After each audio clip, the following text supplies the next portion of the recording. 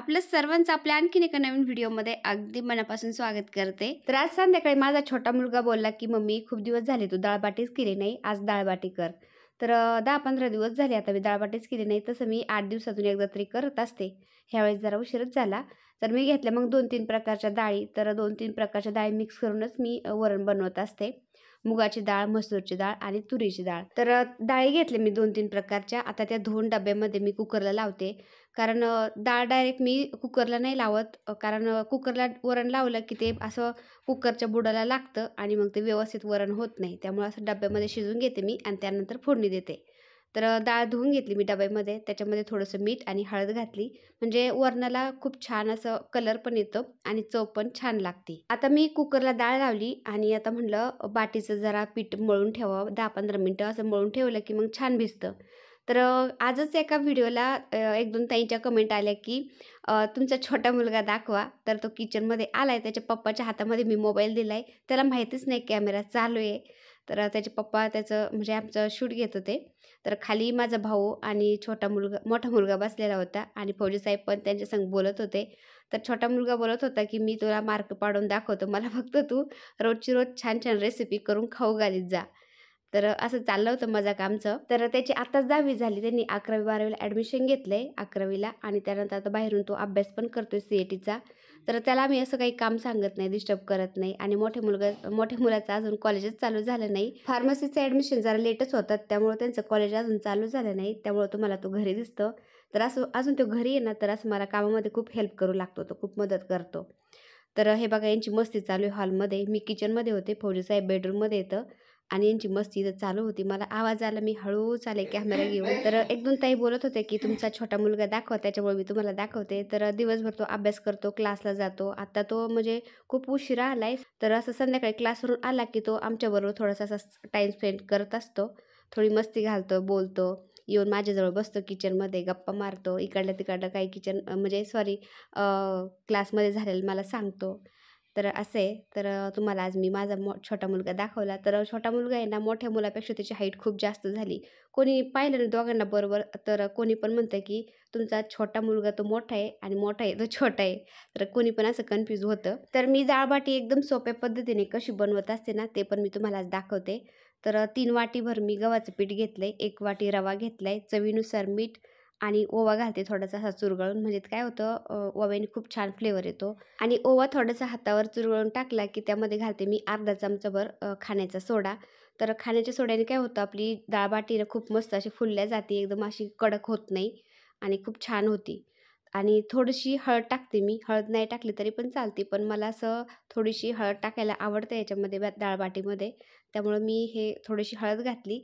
आणि गावरान तुपामध्येच म्हणजे डाळबाटी बनवली जाते, त्यामुळं गावरान तूप मी 2-3 चमचे असे गरम करून मोहन घालते त्याच्यामध्ये आणि सगळं पीठ त्या गावरान तुपाला असं चोळून घ्यायचं, म्हणजे छान होती आपली डाळबाटी। तर हा डाळबाटी पदार्थ आहे ना राजस्थानी आहे, राजस्थानची स्पेशल डिश आहे ही, त्यामुळं गावरान तुपातच हा बनवला जातो। तर मोहनसुद्धा गावरान तुपाचंच घालायचं, छान लागते। आता सगळं पिठामध्ये मी घालून घेतलंय आणि त्यानंतर आता हे तूप घातल्यानंतर मस्त चोळून घ्यायचं, एकजीव करून घ्यायचं सगळं, म्हणजे तूप सगळ्या पिठाला लागलं पाहिजे। आता थोडं थोडं पाणी घालत घट्ट असा गोळा तयार करून घ्यायचा याचा, जसं आपण पुऱ्याला पीठ मळतो ना एकदम थोडंसं घट्ट, चपात्याला थोडंसं असं म्हणजे सैल असतं आणि पुऱ्या करायचं म्हणलं का थोडंसं असं हार्ड असतं, थोडंसं निबार।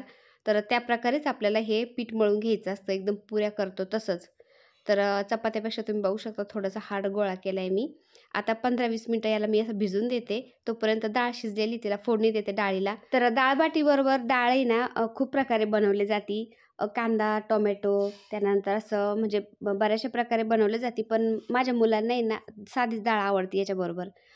जिरी, मोहरी, हिरवी मिरची, कोथिंबीर, कढीपत्ता, लसूण असं नॉर्मल फोडणी देऊन तर तशीच बनवते मी आता। छोट्या मुलाला म्हणलं मी डाळ तडका मस्त बनवते, कांदा टोमॅटोची फोडणी देऊन, तो म्हणला नाही नाही एकदम साधी डाळ कर। त्याला आहे ना म्हणजे मिठाची डाळ जरी दिली ना भाताबरोबर खायला, तरी पण तो मिठाचं वरण त्याला खूप आवडतं, पिवळं वरण असं। त्याला आहे ना भाज्यांच्या मध्ये जिरी मोहरीसुद्धा आवडत नाही, त्यानंतर खडे मसाले तर अजिबात त्याला आवडत नाही असं आहे। आणि पोह्यामध्ये शेंगदाणे घातले ना, तो शेंगदाणे खोबरं असं निवडून टाकतो कशामधून, लापशीमधून सुद्धा खोबरे शेंगदाणे असं तो साईडला करतो आणि मग खातो, इतका चकसू तो। तर इथं आता पिठाचे गोळे करून घेते मी डाळीला फोडणी दिल्यानंतर. तर डाळ एकदम साधी बनवली मी. डाळ-बाटीबरोबर साधी डाळ असली तरी छान लागते. आता जी बाटी बनवते ना मी पिठाची, तर ते असं थोडंसं मी दामटी करते त्याची पिठाची. त्यामध्ये थोडंसं गावरान तूप लावते आणि पुन्हा त्याचा म्हणजे गोल गोळा करून घेते. म्हणजे काय होतं, आतमधून तूप लागलं की डाळ-बाटी आपली मस्त अशी फुलल्या जाते आणि छान होती, सॉफ्ट होती.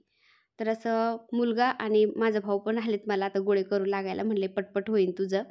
तर असं मी काय करत असले ना, तर ते मला असं मदत करू लागतात. आधी माझा भाऊ आला, त्यानंतर माझा मुलगा आला पाणी प्यायला. म्हणतो, "काय करते मम्मी?" म्हणलं, "डाळ-बाटी करते." तो खूप खुश झाला. त्याला पण खूप डाळ-बाटी आवडती. तर तो पण मला असे गोळे करू लागला मग. तर काही ठिकाणी ना अशी वाफवून सुद्धा डाळ-बाटी करतात. गोळे असे म्हणजे स्टीम करतात, वाफवून घेतात आणि ते कापून मग पुन्हा गावरान तुपामध्ये असं ते परतवतात, तळवतात आणि मग ते डाळीबरोबर खातात. तर मी त्या प्रकारे सुद्धा तुम्हाला दाखवते आणि माझ्याकडं हे आप्याचं पात्र आहे ना, तर यामध्ये सुद्धा असे गोळे करून टाकते मी छोटे-छोटे आणि ते सुद्धा दाखवते मी तुम्हाला. तर तुम्हाला कोणते आवडतात बघा. तर मला आहे ना आप्याच्या पात्रामध्ये बनवलेले खूप आवडतात आणि इतके भारी होते तर ते एकदम कुरकुरीत होतात आणि शिजतात पण एकदम आतमध्येपर्यंत मस्त होतात. तर आणि त्याचा आदब पण कमी आहे. आपल्याला म्हणजे आत सुद्धा कमी लागतं. डायरेक्ट गोळे-गोळे तुम्ही बघू शकता. थोडंसं गावरान तूप टाकून त्या आप्याच्या पात्रामध्ये ठेवले ना गोळे, तर ते भाजून निघतात, शिजून पण निघतात. आणि स्टीम करायचं म्हटलं ना, तर ते गोळे स्टीम करायचे, कापायचे, पुन्हा गावरान तुपामध्ये त्यांना थोडंसं परतून घ्यायचे, असं असतं. तर तो आदब थोडासा आपला वाढतो. तर इथं थोडंसं म्हणजे कुटाणा आपला कमी पण झाला जातो आणि छान पण होते ते एकदम भारी दिसतात खायला. तर एक गॅसवरती मी वाफायला ठेवल्यात ह्या बाट्या आणि एक गॅसवरती मी आप्याचं पात्र ठेवले हे बाट्या करण्यासाठी.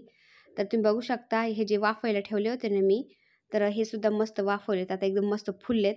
तर यांना मी काढून घेते. एक पलटी मारते, 2 मिनिटं ठेवते झाकून आणि काढून घेते. तर हे बघा आप्याच्या पात्रामधले आहेत ना, मधले 3 आप्पे नेहमी जळत आहेत. कारण ते डायरेक्ट गॅसच्या वरती येतात ना मध्यभागी त्यामुळं. तर इकडले तिकडं, तिकडली इकडं असे थोडेसे आलटून-पलटून टाकावे लागतात आप्पे. पण कसं आहे ना, मी दुसरीकडं स्टीमवर ठेवलेले आप्पे म्हणजे आपली बाटी आहे ना, ती पाहण्याच्या नादामध्ये इकडं थोडंसं पाहायचं विसरून गेले. तर असं थोडेसे जळलेत आता. तर मस्त वाफवलीत आपली बाटी आता आणि आप्या पात्रामधली सुद्धा बाटी एकदम इतकी क्रिस्पी झाली ना, खूप भारी होती.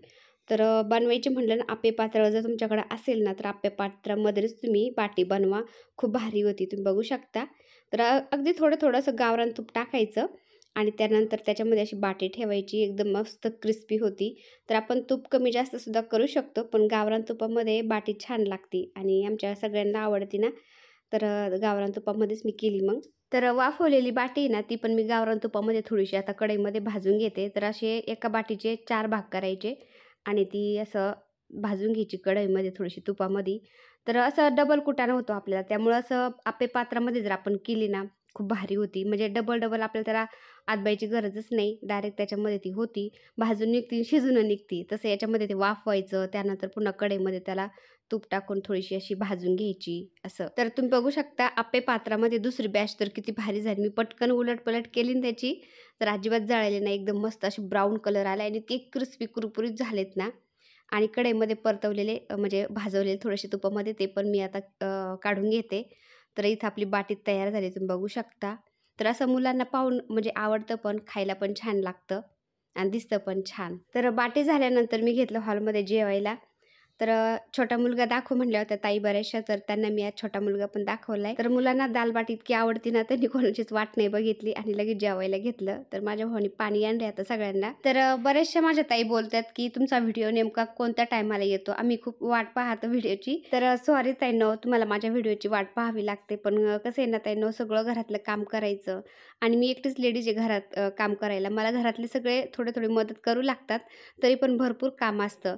तर ताईंनो, रोज सकाळी 8 वाजता मी तुम्हाला कम्युनिटी पोस्टमध्ये सांगत जाईन आपला व्हिडिओ आज किती वाजता येणार आहे. म्हणजे तुम्हाला ही व्हिडिओची वाट पाहावी लागणार नाही.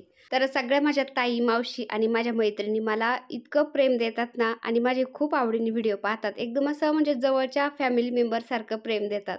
तुमच्या कमेंट वाचल्या ना तर अक्षरशः माझं मन भरून येतं. मला म्हणजे माझ्याकडे शब्दसुद्धा उरत नाही, की मी आता उत्तर काय देऊ? इतकं मन भरून येतं. खूप छान वाटतं ताईंनो. मी म्हणजे आयुष्यामध्ये अपेक्षा केलीच नव्हती, की मला तुमच्या सगळ्यांकडून इतकं प्रेम मिळेल.